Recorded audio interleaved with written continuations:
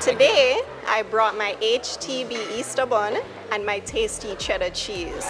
The wine that I chose to pair with this is the Roscato Rosso Dolce, which is a lightly sweet sparkling wine from Italy. The finish is delicate, smooth, and vivacious. I chose to pair this, the HTB bun, and the tasty cheese with this wine because of the sweet profile of the bun. And it actually is a perfect pairing with this lightly sweet sparkling wine. Today we are tasting our Graham's Fine Tawny Port with my favorite honey bun, Easter bun, and a nice mild cheddar cheese. I decided to go with the Fine Tawny Port simply because of, just it reminds me a lot of our Easter bun. A lot of the notes are similar.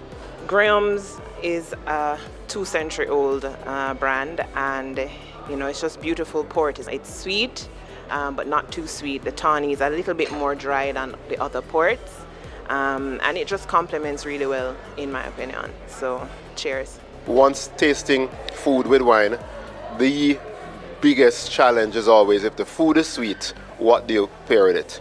And the ideal thing is to try your best, your very best, to match the sweetness of the wine with the sweetness of the food. I tried 2 wines here, both the Roscato and the port kind of sort of worked. And of course, it depends on the experience that you want. The Roscato is a little lighter, in terms of lighter bodied, a little more, a little bit more flirty, I would want to say.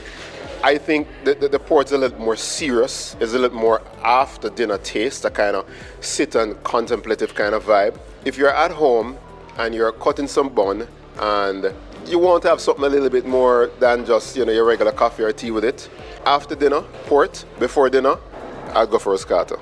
I like to live a little dangerously, and so I decided I'm gonna just change it up and try something, and I went for Miss Birdie's Easter bun because it is moist. I figured that because it has these cherries and flavors in it, it should work beautifully with a sharp cheddar, which is going to sort of neutralize the sweetness, and then a sparkling rosé, which has just a little bit of sweetness to provide that balance. And the bubbles from the sparkling wine would give you that cleansing that you need as you're eating. And I have to say, it worked!